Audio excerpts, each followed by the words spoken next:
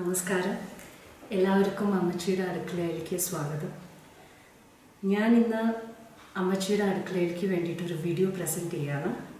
എൻ്റെ പേര് വിനീത രാജീവ്. പക്ഷേ ഗ്രൂപ്പിലുള്ള എല്ലാ മെമ്പേഴ്സിനും വിനീസ് കിച്ചണിലെ വിനി എന്ന് പറഞ്ഞിട്ടാണ് എന്നെ അറിയുന്നത്. പിന്നെ അമ്മച്ചിയുടെ അടുക്കളയെക്കുറിച്ച് ഞാൻ പറയുകയാണെങ്കിൽ it is a bundle of knowledge where cooking is a prayer importance. നമുക്ക് അവിടെ ചെന്ന് കഴിഞ്ഞാൽ ഒരുപാട് കുക്കിങ്ങിന് റിലേറ്റഡ് ആയിട്ടുള്ള ഡൗട്ടുകളും ഒരുപാട് പോസ്റ്റുകളും വെറൈറ്റി ഡിഷസും ഒരുപാട് ആൾക്കാർ കുക്കിങ്ങിനോട് ഇൻട്രസ്റ്റ് ഉള്ള ഒരുപാട് ആൾക്കാർ ആ മെമ്പേഴ്സായിട്ട് അവിടെ ഉള്ളതുകൊണ്ട് we get lot of information.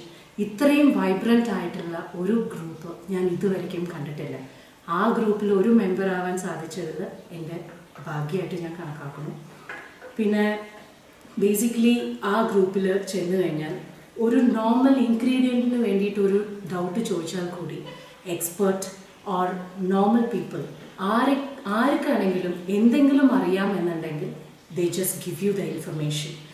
അപ്പോൾ നമ്മളെ സംബന്ധിച്ചിടത്തോളം രാവിലെ എണീച്ചാൽ ഒരു സെക്കൻഡ് ഹോം പോലെയാണ് എനിക്കത്. രാവിലെ എണീച്ചാൽ അമ്മച്ചിയുടെ അടുക്കളയിൽ ഗ്രൂപ്പിലേക്ക് പോയിട്ട് ഓപ്പൺ ചെയ്ത് നോക്കിയിട്ടില്ലെങ്കിൽ ഒരു സമാധാനം കിട്ടില്ല. Because immense of cooking with high knowledge people, പുതിയതായിട്ട് പരീക്ഷിക്കുന്നവർ, അതിനുശേഷം ചെയ്യുന്നവർ, ചെയ്ത് റിസൾട്ട് കാണിക്കുക, എല്ലാം കൂടിയിട്ട് ഒരു സെക്കൻഡ് ഹൗസ് പോലെയാണ് നമുക്ക് അമ്മച്ചിയുടെ അടുക്കള. അപ്പോൾ ആ ഗ്രൂപ്പിന് വേണ്ടിയിട്ട്, ആ ഗ്രൂപ്പിലെ മെമ്പേഴ്സിന് വേണ്ടിയിട്ട് ഒരു കുക്കറി ഷോ ചെയ്യാൻ പറ്റുക എന്നുള്ളത് എൻ്റെ ഭാഗ്യം.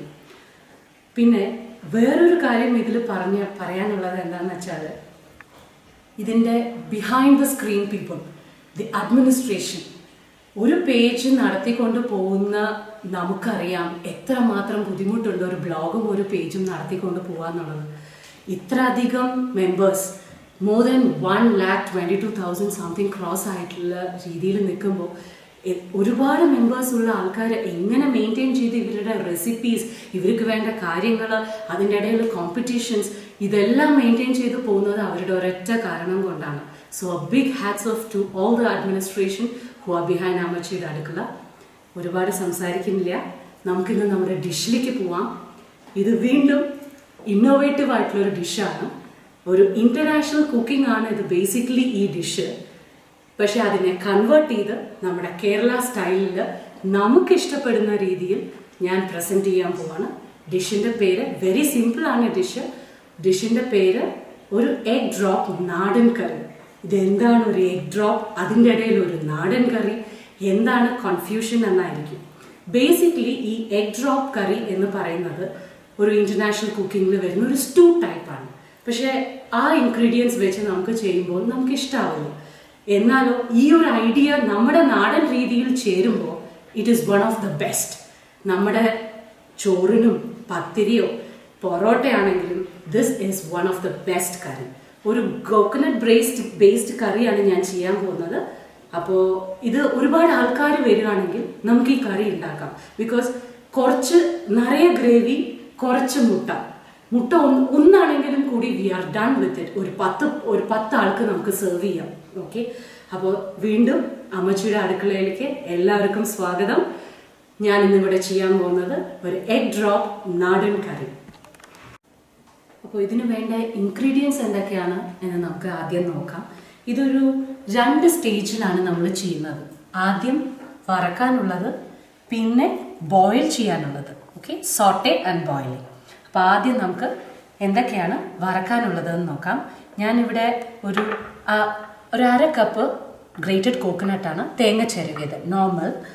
പിന്നെ ടേബിൾ സ്പൂൺ, ഒരു 4 ടേബിൾ സ്പൂൺ മല്ലിപ്പൊടിയാണ്, 1 ടീസ്പൂൺ മഞ്ഞൾപ്പൊടി, 2 ടീസ്പൂൺ മുളക് പൊടി.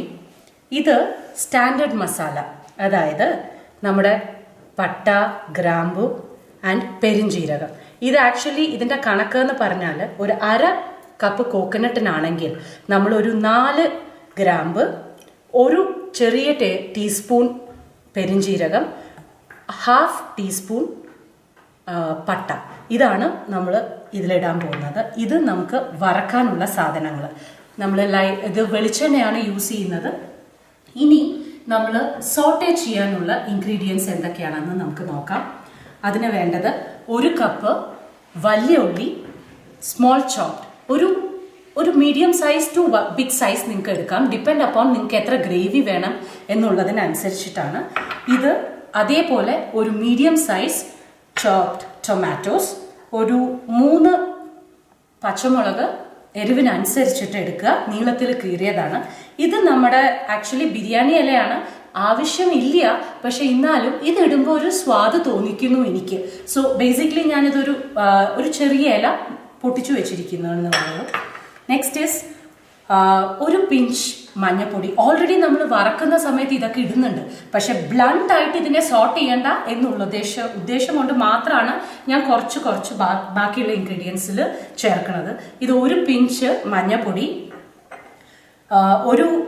ഒരു ടീസ്പൂൺ മുളക് പൊടി, 1.5 ടീസ്പൂൺ കുരുമുളക് പൊടി, ഉപ്പ് ആവശ്യത്തിന്, പിന്നെ നമ്മുടെ എഗ് ഡ്രോപ്പ് കറി ആയതുകൊണ്ട് മുട്ട. ഞാനിപ്പോൾ 2 മുട്ട എടുത്തിട്ടുണ്ട്, പക്ഷെ ഗ്രേവിയുടെ രീതിക്ക് അനുസരിച്ചിട്ട് നമുക്ക് പോവാം. പിന്നെ ലാസ്റ്റ് നമ്മുടെ വറുത്തിടാനുള്ളത് കടുക് 1 ടീസ്പൂൺ, പെരുംജീരകമാണ് നമ്മളിതിൽ വറുത്തിടുന്നത്, അത് ഒരു ടീസ്പൂൺ. ഇതാണ് നമുക്ക് ആവശ്യമുള്ള സാധനങ്ങൾ. ഇനി എഗ് ഡ്രോപ്പ് കറി ആയതുകൊണ്ട് നമുക്ക് ആവശ്യമുള്ളത് നമ്മുടെ നോർമൽ ടീ സ്ട്രെയിനർ അരിപ്പ. അപ്പോൾ ഇത് നമ്മുടെ ചായ അരിക്കുന്ന അരിപ്പ, നോർമൽ.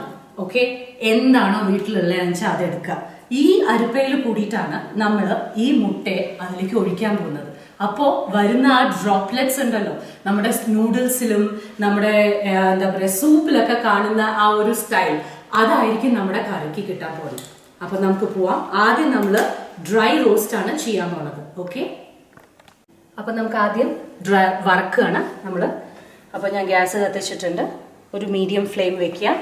വെളിച്ചെണ്ണയാണ്, try to use coconut oil, കുറച്ച് ഒഴിച്ചാൽ മതി, 1 ടീസ്പൂൺ മതി കേട്ടോ. ഓക്കെ, നൗ കോക്കനട്ട് ഇടുക. നമ്മൾ കോക്കനട്ട് ഇട്ടു. മഞ്ഞപ്പൊടി, മുളക് പൊടി, നമ്മുടെ ഹോൾ ഗരം മസാലാസ് എല്ലാം, മല്ലിപ്പൊടി. ഓക്കെ, ഇനി ഇതിനെ ഒന്ന് വറക്കണം.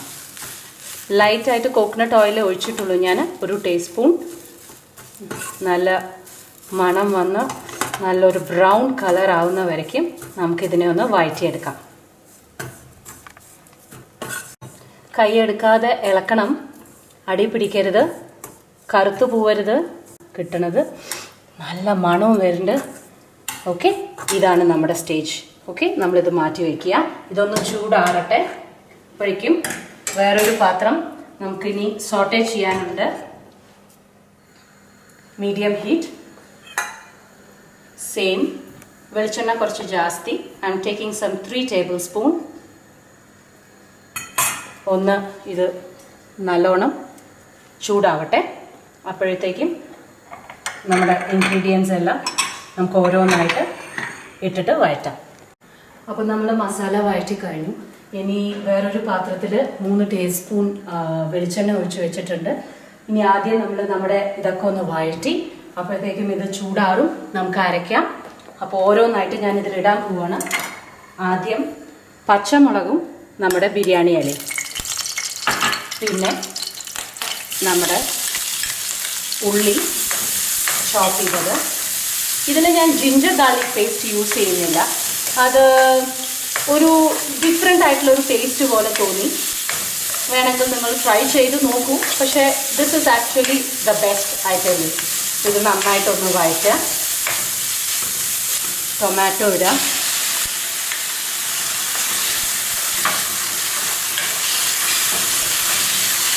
ഓയിൽ നോക്കിയിട്ട് ഒഴിച്ചു കൊടുക്കാം. ഓക്കെ, എനിക്ക് കുറച്ച് വേണം തോന്നുന്നു.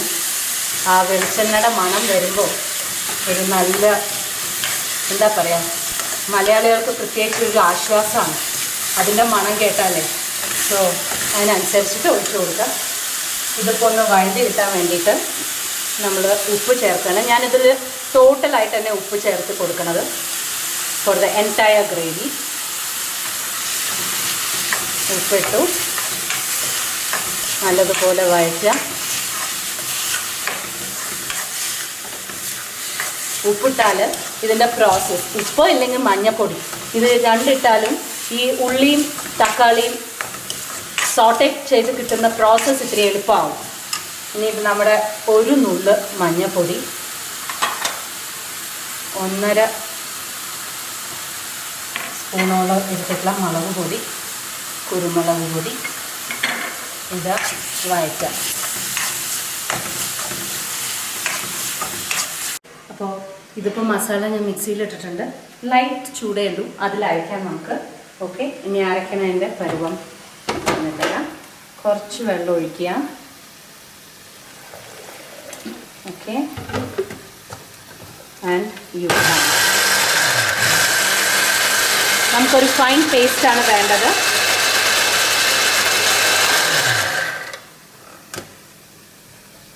കുറച്ചും കൂടി വെള്ളം ഒഴിച്ച് കൊടുക്കുക. Because you know the pepper ശരിക്കും ചില്ലിയുടെ ഇത് മൂക്കിലേക്ക് അടിയില്ല.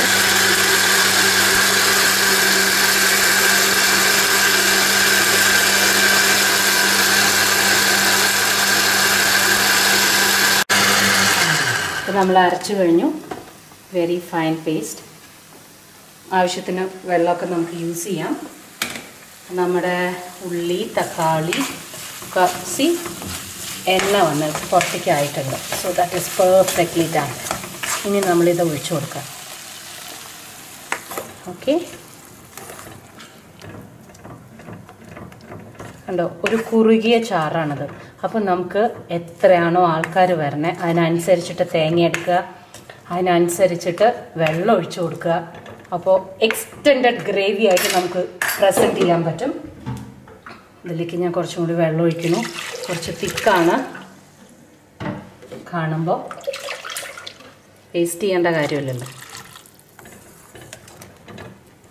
ഇനി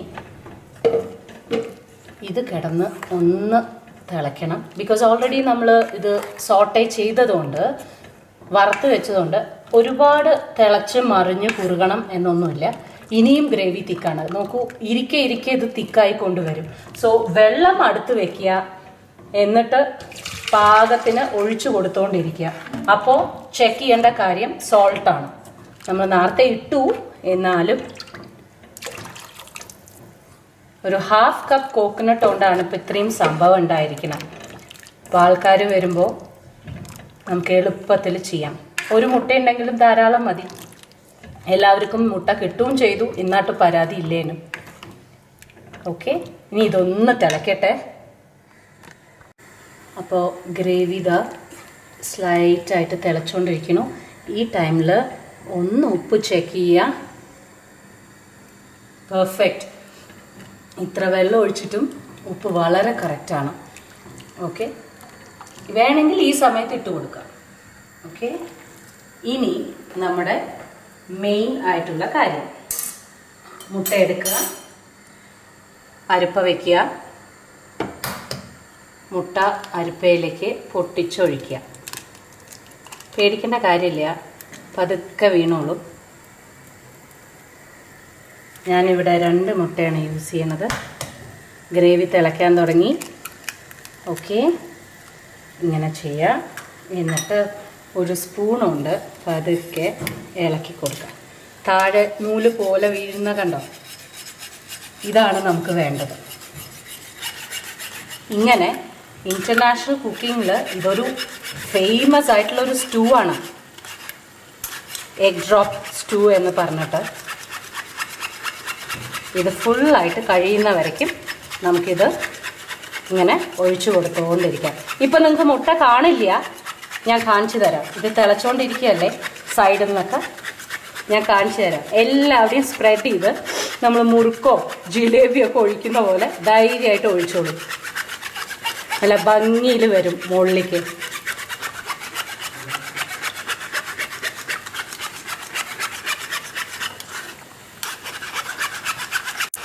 ഓക്കെ, ഇപ്പോൾ മുട്ടയൊക്കെ കഴിഞ്ഞു, നമ്മുടെ എഗ് ഡ്രോപ്പിൽ താഴേക്ക് പോയി കഴിഞ്ഞു.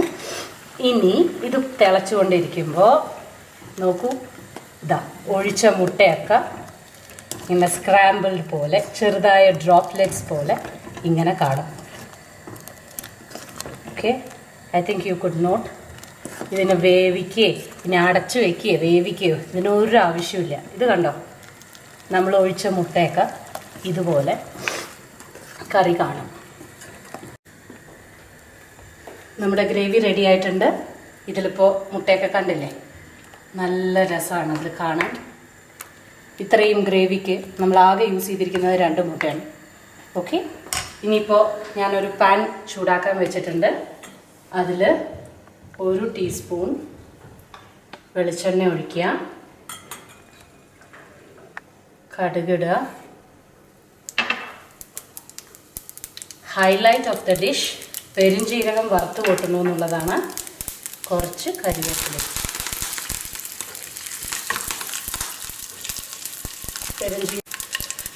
പെരുംജീരകം ഒന്ന് ബ്രൗൺ ആവണം, അത്രേ വേണ്ടൂ.